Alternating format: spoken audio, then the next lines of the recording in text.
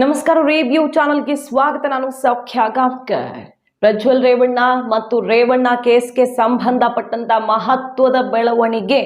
ಒಂದ್ ಕಡೆ ನಿರೀಕ್ಷಣಾ ಜಾಮೀನು ವಜಾ ಆಗಿ ರೇವಣ್ಣ ವಶಕ್ಕೆ ಪಡೆದ SIT. ಇದರ ಬೆನ್ನಲ್ಲೇ ದೇವೇಗೌಡರಿಂದ ಬಿಗ್ ಸ್ಟೆಪ್. ಮಾಹಿತಿ ಮುಂದೆ ಇಡ್ತಾ ಇದೀವಿ. ಮಿಸ್ ಮಾಡಿದ್ರೆ ನಮ್ಮ ಚಾನಲ್ನ ಸಬ್ಸ್ಕ್ರೈಬ್ ಮಾಡಿ, ಹಾಗೆ ನಿಮ್ಮ ಅಭಿಪ್ರಾಯ ಕಮೆಂಟ್ ಮಾಡಿ ತಿಳಿಸಿ. ಎಸ್ ವೀಕ್ಷಕರೇ, ಒಂದ್ ಕಡೆಗೆ ಇದೆಲ್ಲ ಪ್ರಕರಣ ತೀವ್ರ ಸ್ವರೂಪ ಪಡ್ಕೊಂಡು ಇಬ್ಬರನ್ನೂ ಲಾಕ್ ಮಾಡೋದು ಗ್ಯಾರಂಟಿ ಅನ್ನೋದು ಖಚಿತವಾಗ್ತಿದೆ. ಮತ್ತೊಂದ್ ಕಡೆ ಮುಜುಗರದಿಂದ ತಪ್ಪಿಸ್ಕೊಳ್ಬೇಕಲ್ಲ, ಆಗುವಷ್ಟು ಡ್ಯಾಮೇಜ್ ಆಗಿದೆ, ಇನ್ನಾಗೋದನ್ನಾದ್ರೂ ತಡಿಬೇಕು. ಮಾಜಿ ಪ್ರಧಾನಿ ದೇವೇಗೌಡರ ಕುಟುಂಬ, ಇಡೀ ಕುಟುಂಬಕ್ಕೆ ಪಕ್ಷಕ್ಕೆ ಅಗೌರವ ತಂದಿಟ್ಟಂತಹ ಕೇಸ್ ಇದು. ಏನೇ ಹೇಳಬಹುದು, ದೇವೇಗೌಡರಿಗೆ ಕುಮಾರಸ್ವಾಮಿ ಅವ್ರಿಗೆ ಏನು ಸಂಬಂಧ ಅಂತಂದ್ರು ಜನ ಮಾತಾಡ್ಕೊಳ್ಳೋದು ನಿಲ್ಸಲ್ವಲ್ಲ. ಸರಿ ಕಾಣಿಸ್ತಾ ಇಲ್ಲ, ಮತ್ತಷ್ಟು ಡ್ಯಾಮೇಜ್ ಆಗುತ್ತೆ. ಈ ಕೇಸಲ್ಲಿ ಮುಜುಗರ ಆಗ್ತಾ ಇದೆ ಪಕ್ಷಕ್ಕೆ.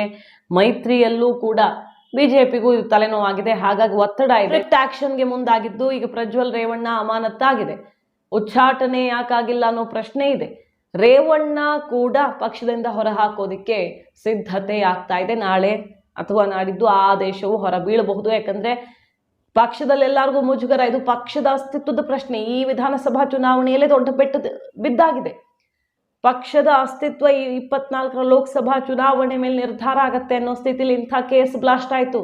ಈಗ ಪ್ರಜ್ವಲ್ ರೇವಣ್ಣ ಪಕ್ಷದಲ್ಲಿ ಉಳಿಸ್ಕೊಂಡ್ರೆ ಕಥೆ ಏನು ಅನ್ನೋದು ಎಲ್ಲ ಶಾಸಕರ ಪ್ರಶ್ನೆ. ಅದರ ನಡುವೆ ಆಪರೇಷನ್ ಗುಮ್ಮ ಬೇರೆ ಹೊತ್ಕೊಂಡಿರೋದು. GT ದೇವೇಗೌಡರ ಜೊತೆ 12 ಶಾಸಕರು ಹೋಗ್ತಾರಂತೆ, 10 ಶಾಸಕರು ಹೋಗ್ತಾರಂತೆ ಅನ್ನೋ ಸುದ್ದಿ. DK ಶಿವಕುಮಾರ್ ಅವ್ರು ಬೇರೆ ನೇರವಾಗಿ ಹೇಳದೇ ಇದ್ರು, ಇದೆಲ್ಲ ಊಹಾಪೋಹ ಸುಳ್ಳು ಅಂತ ಹೇಳಿದ್ರು ಅಲ್ಲಿಂದು ಬರ್ತಾರೆ ಇಲ್ಲಿಂದು ಬರ್ತಾರೆ, ಬರೋರು ಬರ್ತಾರೆ, ದೊಡ್ಡವರೇ ಬರ್ತಾರೆ ಅನ್ನುವ ಸುಳಿವನ್ನ ಆಗಾಗ ಕೊಡ್ತಿದ್ದಾರೆ.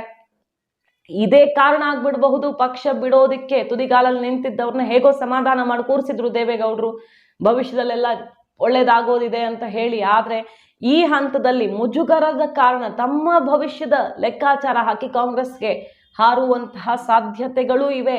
ಸೊ ಪಕ್ಷ ಉಳಿಸ್ಬೇಕು, ಮುಜುಗರದಿಂದ ತಪ್ಪಿಸ್ಕೊಳ್ಬೇಕಂದ್ರೆ ರೇವಣ್ಣ ಮೇಲೂ ಆಕ್ಷನ್ ಆಗಬೇಕು, ಪ್ರಜ್ವಲ್ ರೇವಣ್ಣ ಮೇಲೂ ಕಠಿಣ ಕ್ರಮ ಕೈಗೊಳ್ಳಬೇಕು ಮತ್ತು ಶರಣಾಗುವಂತೆ ಮಾಡಬೇಕು. ಇದು 3 ಆಯ್ಕೆಗಳಿವೆ ಈಗ ದೇವೇಗೌಡರು. ಹಾಗಾಗಿ ಈ ಆಯ್ಕೆಯನ್ನ ಕೈಗೆತ್ತಿಕೊಂಡಿದ್ದಾರೆ ಅಂತ ಹೇಳಲಾಗ್ತಾ ಇದ್ದು, ಕಠಿಣ ಕ್ರಮ ನಿಶ್ಚಿತ ಅನ್ನುವ ಮಾಹಿತಿ ಈಗ ಮೂಲಗಳಿಂದ ಲಭ್ಯವಾಗ್ತಿರೋದು. ಕೇಸ್ ಗಂಭೀರ ಸ್ವರೂಪಕ್ಕೆ ಹೋಗ್ತಿದೆ.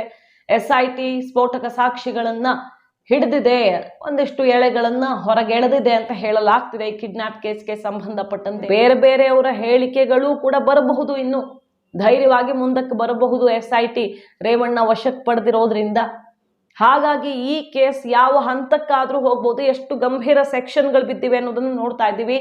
ಸೊ ಪಕ್ಷದ ಅಸ್ತಿತ್ವಕ್ಕಾಗಿ ರೇವಣ್ಣ ವಿರುದ್ಧ ಕಟ್ಟುನಿಟ್ಟಿನ ಕ್ರಮಕ್ಕೆ ಆದೇಶ ಕೊಟ್ಟಿದ್ದಾರೆ ಗೌಡ್ರು ಅನ್ನುವಂಥ ಸುದ್ದಿ ಈಗ ಸಿಗ್ತಿರುವಂತಹ ಲೇಟೆಸ್ಟ್ ಅಪ್ಡೇಟ್. ಮಾಹಿತಿ ನಿಮ್ಗೆ ಇಷ್ಟ ಆಗಿದ್ರೆ ಮಿಸ್ ಮಾಡಿದ್ರೆ ನಮ್ಮ ಚಾನಲ್ನ ಸಬ್ಸ್ಕ್ರೈಬ್ ಮಾಡಿ, ನಿಮ್ಮ ಅಭಿಪ್ರಾಯ ಕಮೆಂಟ್ ಮಾಡಿ ತಿಳಿಸಿ. Thank you.